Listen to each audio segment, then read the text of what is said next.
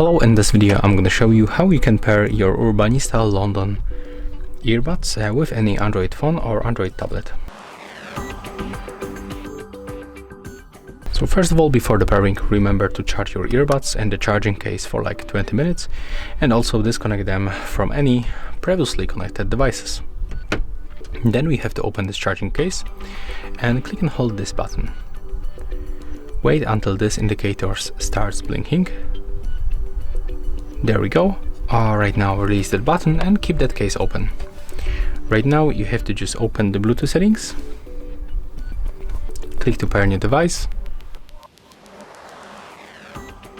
Now just wait for your earbuds. As you can see, they appear just right here, so select them, accept the pairing. And as you can see, right now we are successfully connected. And that's all for this video. Hope you like it.